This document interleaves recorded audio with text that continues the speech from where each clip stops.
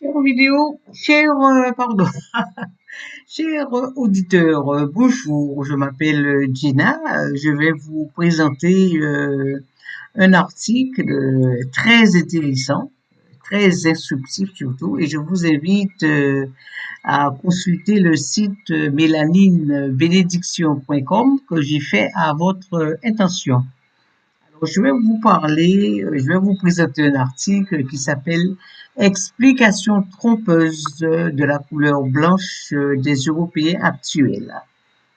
Je vais vous le lire. Alors déjà, je vous montre deux photos, deux portraits, je préfère dire. Alors vous avez à gauche la vraie Marie Stuart, qui était noire, et à droite, vous avez la blanchie, la fausse, la fake, hein, Marie Stuart. Quand vous regardez déjà la tête, les cheveux hein, de celle qui est blanchie, du fake, de la faux, vous voyez bien que les cheveux, ce sont des cheveux de noir, des cheveux crépus.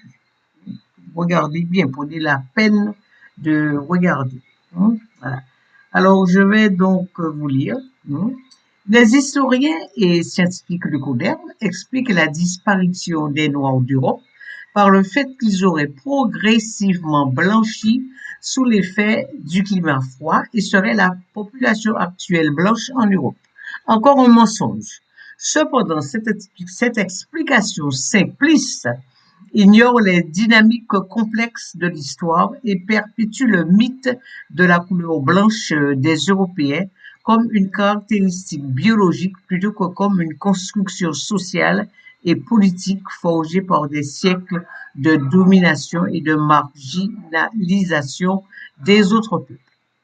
Halte au mensonge, halte à la falsification de l'histoire par les Blancs à leur avantage et au détriment des Noirs. La vérité doit éclater. Il y a deux histoires. L'histoire officielle menteuse qu'on enseigne dans les écoles et les universités, puis l'histoire secrète, cachée, où sont les véritables causes des événements, une histoire honteuse sur la couleur blanche des Européens. Alors, c'est Honoré de Balzac, écrivain français, qui dit cette phrase. Encore une autre citation. Qui contrôle les médias contrôle les consciences. Ça, vous le savez, je ne vous apprends rien du tout. Nous, Noirs, devons impérativement savoir que nous sommes les victimes depuis le XVIIIe siècle de la part des Lecouderc de la plus vaste et abominable usurpation d'identité que l'histoire ait jamais connue de nos rois, reines, saints et personnages célèbres. Alors, j'ai bien dit usurpation de nos rois, reines, saints et personnages célèbres. Nous sommes aussi les victimes de la plus grande et monstrueuse falsification de l'histoire jamais réalisée.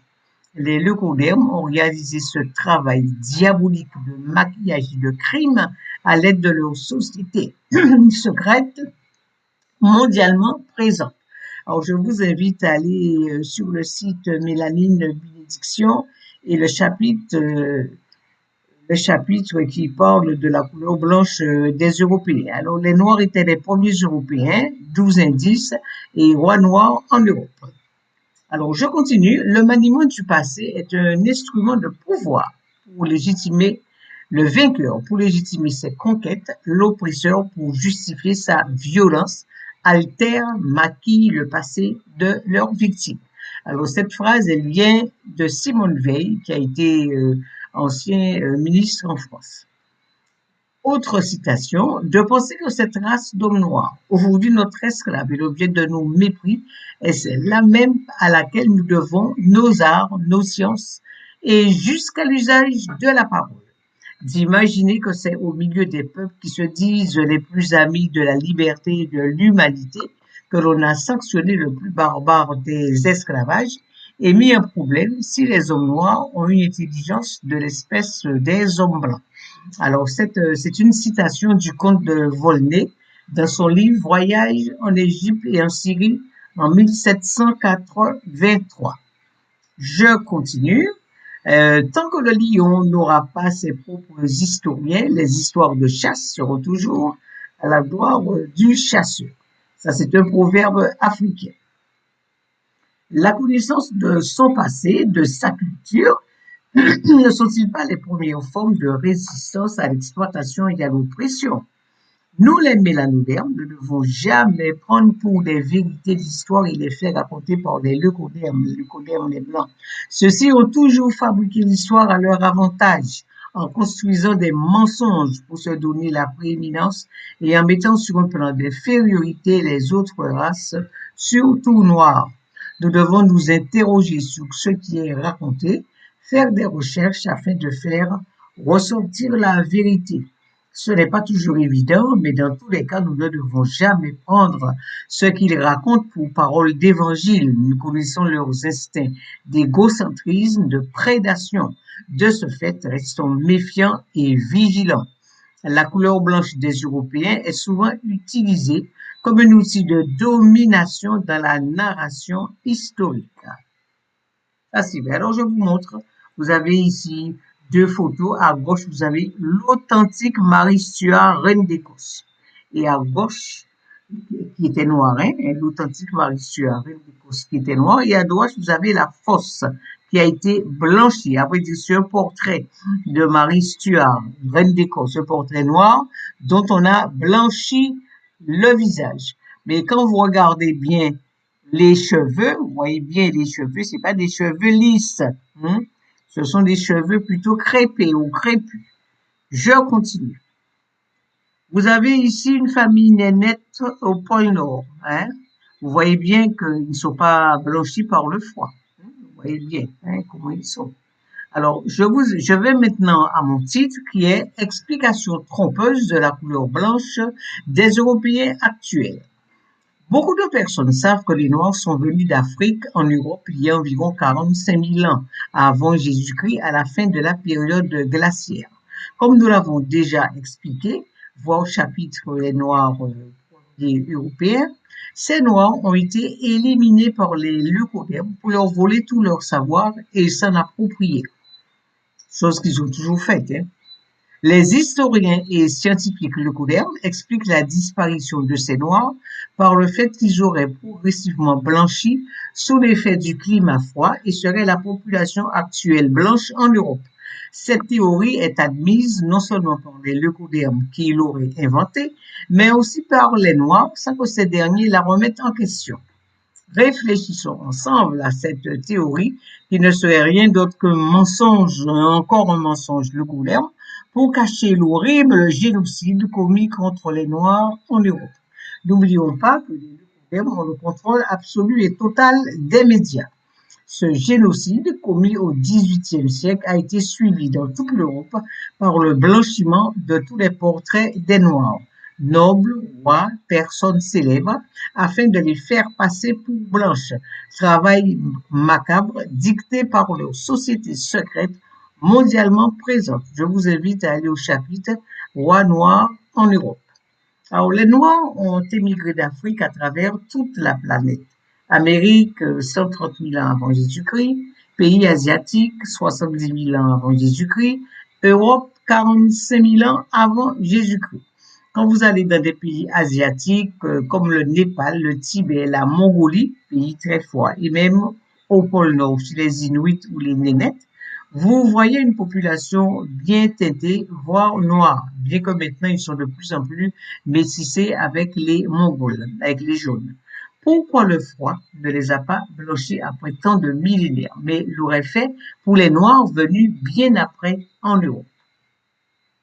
La couleur blanche des Européens est souvent utilisée comme un outil de domination dans la narration historique, mais ces observations mettent en évidence les incohérences de cette explication. Alors vous avez là ici, habitant de Mongolie, pays très froid. Vous voyez qu'il est noir, il n'a pas été blanchi par le froid. Après 70 000 ans, depuis que ses ancêtres sont venus 70 000 ans en Asie. Encore là, les habitants du Tibet, le Tibet c'est un pays très froid, ils sont noirs, foncés, mais ils n'ont pas été blanchis par le froid. Vous avez encore une femme d'aînette noire qui n'a pas été blanchie par le froid.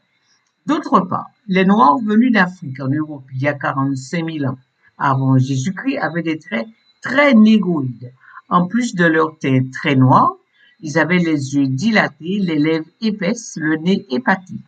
Outre le prétendu blanchiment de leur peau, on peut se demander comment leurs traits très négroïde, serait devenu caucasien avec le nez droit, des lèvres minces et des yeux plus petits, phénotype des Européens blancs actuels. Cela revient à dire que le squelette de leur crâne se serait radicalement transformé. Les archéologues leucodermes n'ont jamais, dans aucune de leurs fouilles, même les plus anciennes, découvert ce phénomène. De surcroît, l'observation des portraits des personnages dans les illustrations de ce site, je cite le roi Louis XVIII, Charles X, la reine Charlotte, qui était l'épouse du roi d'Angleterre Georges III, le compositeur Beethoven, entre autres, il y en a d'autres aussi, vous montrent des personnes du XVIIIe siècle aux traits négroïdes. Réfléchissez par vous-même. Voilà encore un mensonge flagrant le Couderme afin de cacher le massacre, la spoliation des Noirs d'Europe et leur envoi en esclavage en Amérique du Nord. La couleur blanche des Européens ne semble pas avoir été acquise de manière naturelle, ce qui remet en question les théories couramment avancées sur leur origine. La mélanine est ce pigment marron ou noir qui fait la principale différence entre les noirs et les blancs. C'est grâce à la substance mélanine, neuromélanine, le nom, présente dans le cerveau et les centres nerveux des noirs, que ces derniers ont réalisé toutes les magnifiques structures artistiques que vous admirez à travers le monde et surtout en Europe. La neuromélanine a les qualités suivantes. Outre le fait qu'elle peut prévenir les dommages cellulaires en tant qu'antioxydant, elle produit un développement psychomoteur plus avancé chez les personnes mélaninées. Elle est responsable de la sensibilité, l'empathie, la créativité, la spiritualité, la gaieté, le partage, l'amour, l'affection, l'intuition, les émotions, qualités qui caractérisent ces personnes. Par contre, les gens carencés en ce pigment, les leucodermes, sont égocentriques, agressifs, prédateurs de la nature et des autres races par massacre et génocide afin de servir leurs désirs bassement matériels. Ils manquent de spiritualité, d'empathie, de sensibilité, de créativité. La créativité pour s'exprimer a besoin de sensibilité. En outre, les leucodermes cachent qu'ils seraient une race relativement récente qui daterait de moins de 8000 ans. J'ai dit plus haut que le plus ancien squelette leucoderme a été découvert en Asie centrale il y a environ 2800 ans avant Jésus-Christ. Aucun squelette leucoderme ancien n'a été découvert en Europe. Tous les ossements anciens trouvés en Europe et reconstitués étaient négroïdes d'après les examens réalisés par les leucodermes eux-mêmes. Comment le leucoderme pourrait-il pu surpasser une race présente sur le sol européen depuis environ 45 000 ans, donc des dizaines de millénaires avant qu'il ne commence à exister, parce qu'ils existent depuis environ 8000 ans, surtout avec les handicaps de la carence en neuromélanine. Il est également crucial de considérer la question de la couleur blanche des Européens dans ce contexte, car elle soulève des interrogations fondamentales sur l'origine et l'évolution des populations humaines. Mes chers frères et sœurs, ouvrez les yeux.